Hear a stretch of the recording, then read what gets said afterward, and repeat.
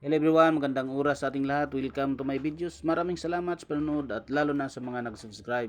Thank you guys, at kung bago ka pa lang dito sa aking videos, huwag kalimutan mag-like, comment, share and subscribe para updated ka sa aking mga bagong upload na mga videos na mayroong mga gandang kasaysayan at halaga tungkol sa ating mga barya. Guys, ito yung tinatawag na 2 cents of Australia na mayroong reverse na frill-naked lizards or Chlamydosaurus kinji. So tapusin lang natin ang videos guys para malaman natin ang tungkol dito sa baryang ito guys, dahil napakataas ang kanyang halaga nito sa ating selling online. Ito yung 2 cents guys na mayroong taon na 1966. Ito yung kanyang features guys. Ang issuer Australia, Queen Elizabeth II, 1952 hanggang 2022. Meron siyang type na standard circulation coin.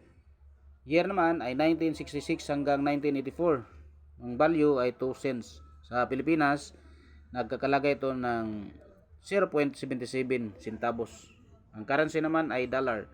1966 ang kanyang date. Meron siyang composition na bronze. 97% ang copper, 2.5% ang zinc, at 0.5% ang tin. Mayroong timbang na 5.18 grams. Diameter naman ay 21.59 mm. At ang kanyang thickness ay 1.86 mm. Ang shape naman ay round. Mayroon siyang technique na mild. Orientation ay middle alignment. Mayroon siyang number na A number 1558 at reference number KM number 63 at ang shoe number 50. Ito yung ating obverse guys, ang second portrait of Queen Elizabeth II. Facing right, wearing the girls of Great Britain and Ireland tiara. Ang script ay Latin, lettering Queen Elizabeth II, Australia, 1966. Designer si Arnold Machine. Ito naman guys ang ating reverse, ang frill naked lizard, Chlamydosaurus kinji, also known as the frill dragon, endemic to Australia and South New Guinea.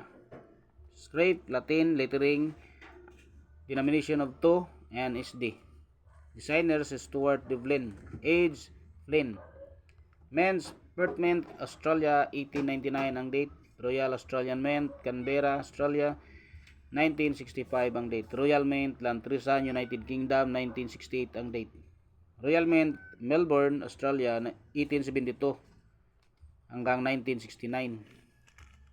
Mayroon tayong comments dito guys. Introduced in 1966 at the commencement of decimal currency in Australia. The 2 cent coins was struck in bronze. This version of the coin with the Arnold Machine second portrait of Queen Elizabeth or run until 1984 when it was replaced in 1985 with the Raphael D. Macloff third portrait. Mayroon tayong 29% guys sa ating 1966 dahil mayroong ginawang 144,880,000 kapiraso ang ating Canberra Mint. 30 pesos naman ang kanyang extra fine. 49 pesos ang about uncirculated at 150 pesos ang kanyang uncirculated. At ang napakaganda dito guys, dito sa ating selling online dahil meron itong halagang 17,253 pesos sa ating selling online na walang grado guys. Pwede nating ibenta ng ganong kalaki sa ating selling online sa eBay. Yun guys ang ating mga nakuhang informasyon dito sa ating selling online sa eBay at sa anomista.com. Maraming salamat sa panonood guys at God bless sa ating lahat.